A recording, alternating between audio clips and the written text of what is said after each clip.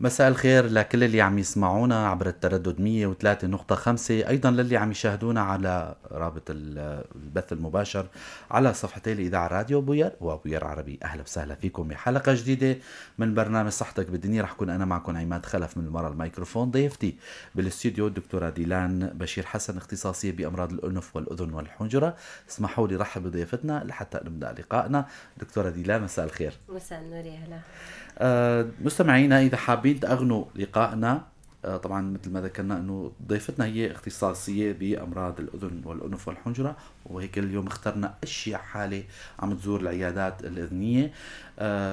إذا حابين تنضموا لنا وتأغنوا لقائنا بأسئلتكم أو استفساراتكم عبر البث المباشر عبر كومنت راديو بوير وبوير عربي على صفحتي الإذاعة، أيضا عبر الرقم الأرضي 429 101. أي سؤال بيخطر على بالكم بمجال موضوعنا أو بمجال الإذنية أكيد راح تكون يعني مسرورين، وبنتشكركم أيضا بمشاركتكم لرابط البرنامج لحتى زملائكم وأصدقائكم يستفيدوا من هالمعلومات. دكتورة ديلان، نحن اليوم هيك حبينا نسأل، طبعا قبل ما نحكي الموضوع ذاته، أشياء الحالات اللي بتزور الأطباء اللي هي حنا حاليا التهاب الأذن الوسطى. فشو كتعريف يا ريت تعرفي لنا اياه.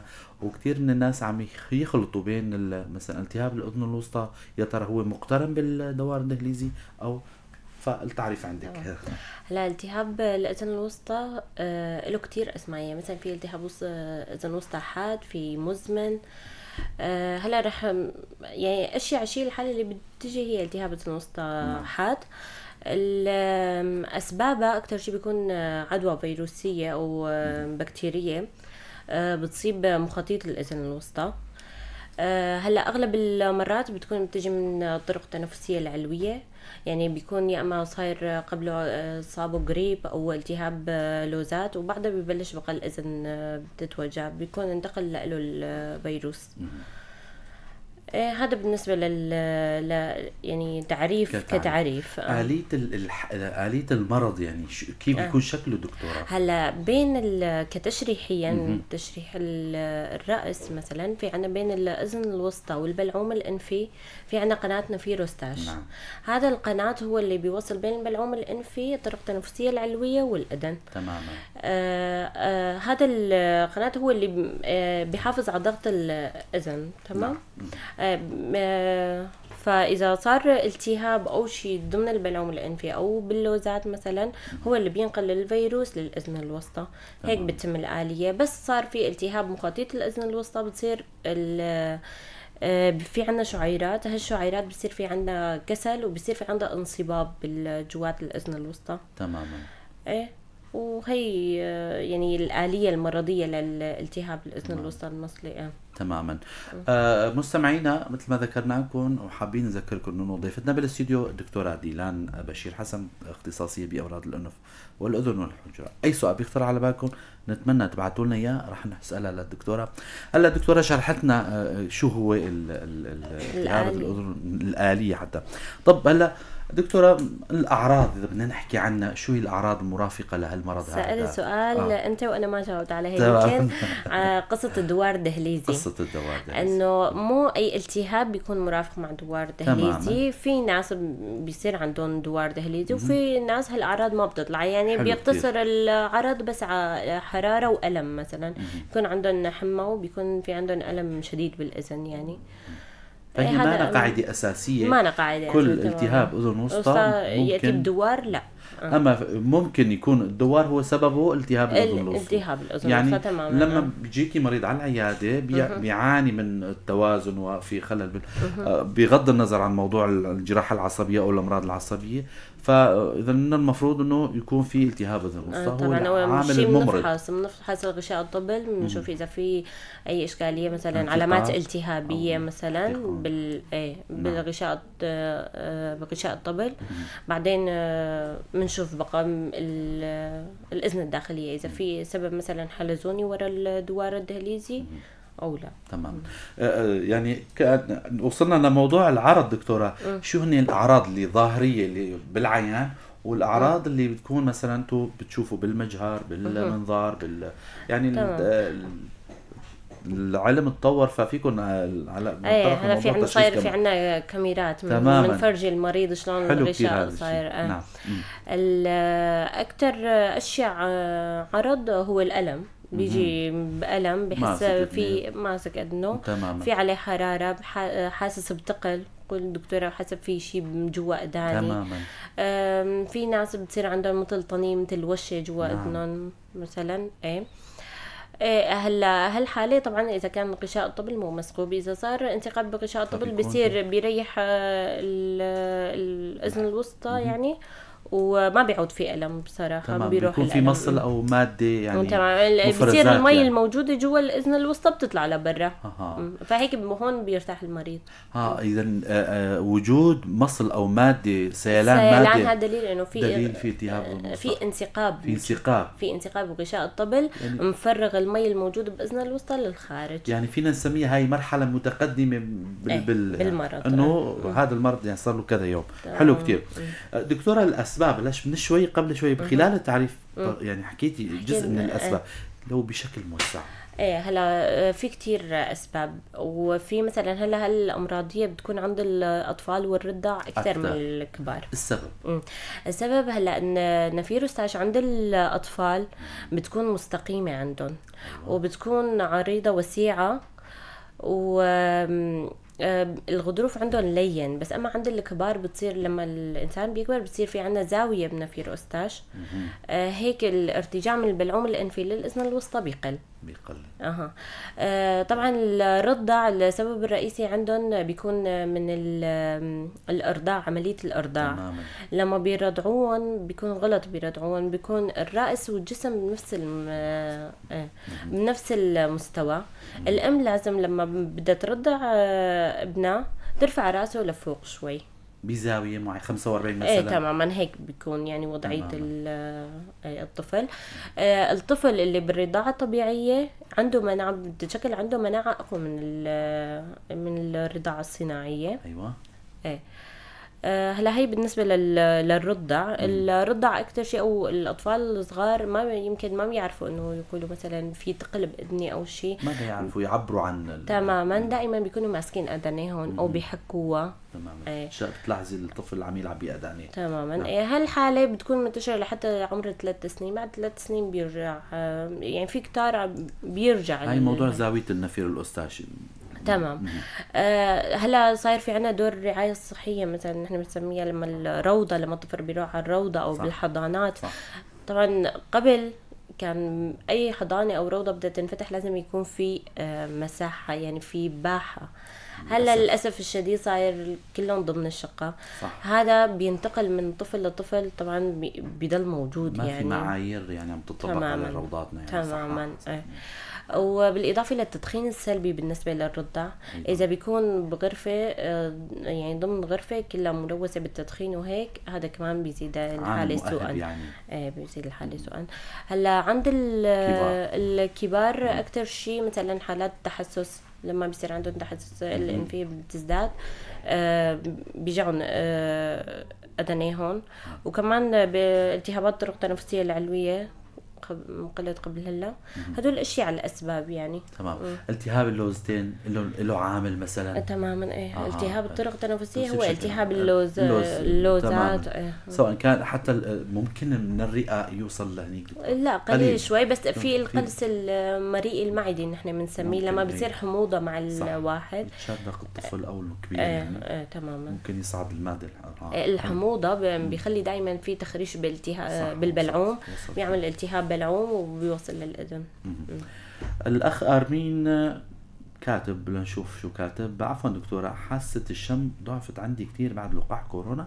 هل يوجد دواء أو حل لهذه المشكلة، علما أنني أقيم في أوروبا؟ ما بعرف إذا في هلا نحن شلون بعد كورونا في كتير صار عندنا ضعف بالعصب الشمي. هي كنا نعطيهم كورتيزونات موضعية وكمان نعطي مقويات للأعصاب، فيتامينات يعني. تماما.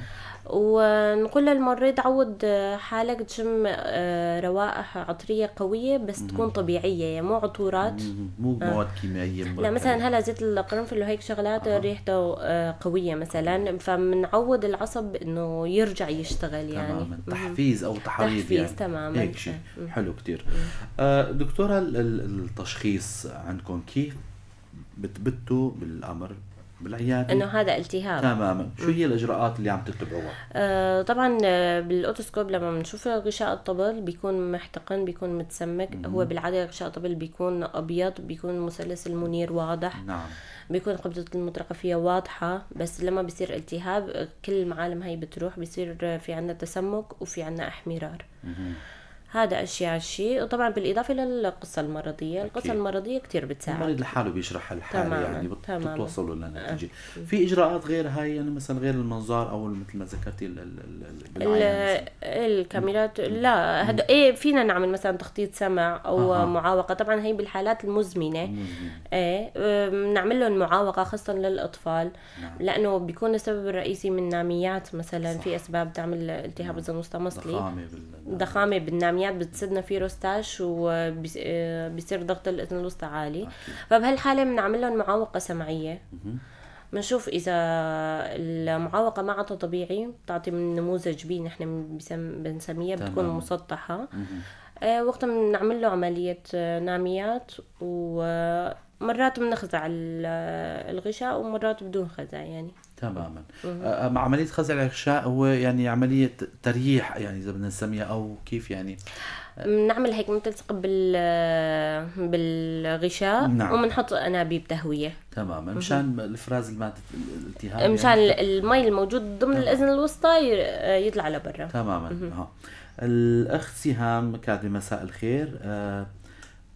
دكتورة، ابني دائما بيحس في طنين بأذانه، عمره 20 سنة ويسمع مثل صدى، يا ترى شو هو السبب؟ هلا مثل ما قلت لك في كتير اسباب يعني للطنين.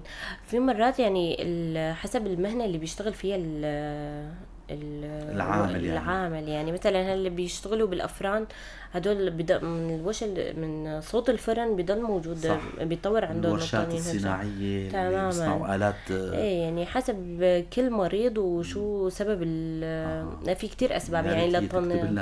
ايه انه مثلا مهنته ايه تماما. ايه يعني في كتير اسباب بصراحه يعني. هذا موضوع تاني صار الطنين. بحث طويل يعني. تماما. نتمنى السلامه لابنك الاخت سهام، ويا ريت اذا فيك توضحي تمام انه مثلا غير عمره يعني شو بيشتغل فيه، عنده امراض ما عنده امراض مثلا. ايه ممكن. صح. مستمعينا، حابب اذكركم انه ضيفتنا بالاستديو اللي عم يسمعونا عبر التردد 103.5 برنامج صحتك بالدنيا. ضيفتنا بالاستديو دكتورة ديلان بشير حسن، اختصاصية بأمراض الأنف والأذن والحنجرة. عم نحكي اليوم عن موضوع مهم وأشيع موضوع أو أشيع الحالات اللي عم تزور العيادات الأذنية هي التهاب الأذن الوسطى. وصلنا هيك لمحاور جدا مهمة. بعد التشخيص دكتور أكيد تطرقوا للعلاج. إيمت بيكون علاج دوائي، إيمت بيكون جراحي. تمام. هلا العلاج دواء طبعا بالحالات الحاده اكيد الخط الاول دوائي. تماما. بس بنلاقي ما في فايده على العلاج. ايه وصار ازمان يعني صار اكثر من 3 اشهر وعم تجي الحاله مثلا 4 مرات بهال3 اشهر.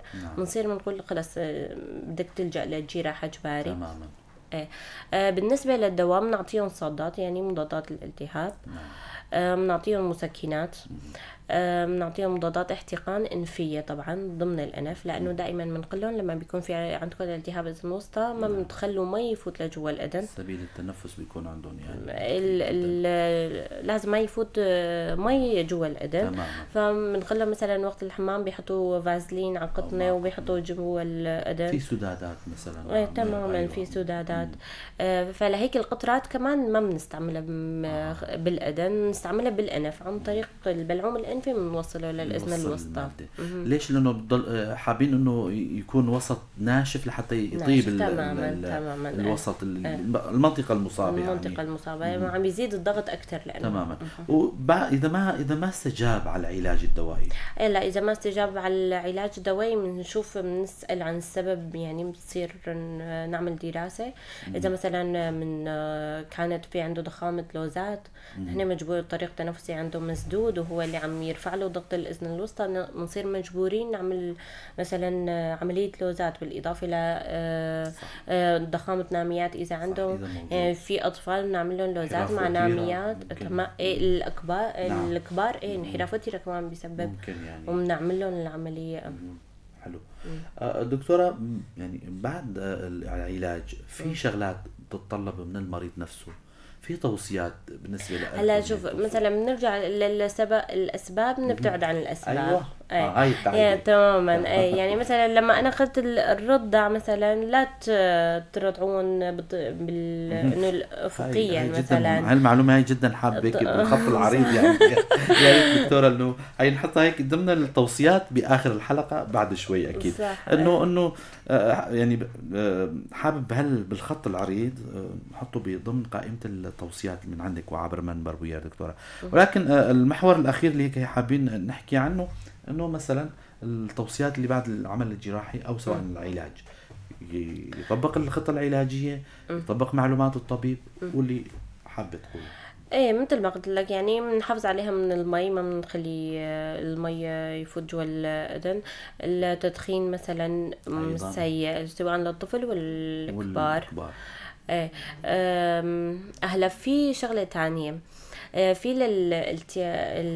للالتهاب المزمن، في دراسات بتقول انه الاموكسيسيلين هو يعني الصاد خفيف، بنعطيه بجرعات صغيرة يوميا للطفل مشان ما عاد ترجع له الهجمات الحادة، يعني يمكن يستغني عن العملية يعني. أيوة. فهون المشكلة انه الزراري تبع الفيروسات كتير انه مطورة حالة ضد الصادات بسبب استخدام جائر للصادات. نعم. ومنخاف من شغلة تانية انه البكتيريا الموجودة في بكتيريا نافعة ضمن جسم الانسان، مثل الموجودة بالامعاء مثلا. تماما.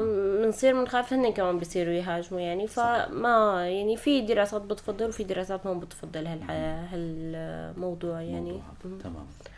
دكتورة، نحن عبر منبرنا وبنهاية كل حلقة مع طبيب ضيف توصيات وقائية، نصائح، خلينا نسميها هيك كم نصيحة. أنا الأكثر شيء اللي عجبتني هي موضوع الرضاعة، وأغلب نسائنا اللي بيتبعوها ربما تكون هي يعني طريقة خطأ. اليوم هيك أنا حابب هيك هالمحور هذا بالخط العريض أو جملة من هالنصائح هاي، والله سواء كانوا صغار أو كبار يعني.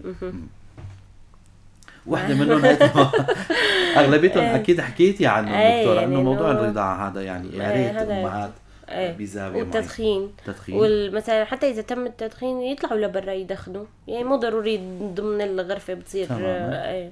يعني في بيوت بتمشي من جنب البيت وريحة الدخان عم تطلع، والأرجيلة والهلاي. طيب اللي عنده انسقاب ممكن يسبح؟ لا طبعا بيحط سدادة. هاي كمان احد التوصيات، يعني اللي عنده مشكلة ما يصير. لا الغوص ما يصير يعني. فينه يسبح بس ما مثلا يغوص مثلا يحط مستوى على مستوى العنق يعني. تماما. حلو كتير. شكرا لك دكتورة ديلان على الحضور الجميل والمعلومات القيمة. شكرا لك مستمعينا ومتابعينا. هيك وصلنا لنهاية الحلقة. شكرا لزملائي بالكنترول والبث المباشر، شكرا لضيفتنا الدكتورة ديلان، وشكرا لكم على حسن استماعكم ومتابعتكم. على أمل نلقاكم الأسبوع القادم بضيف جديد وحلقة جديدة. تفضلوا بخير وسلام.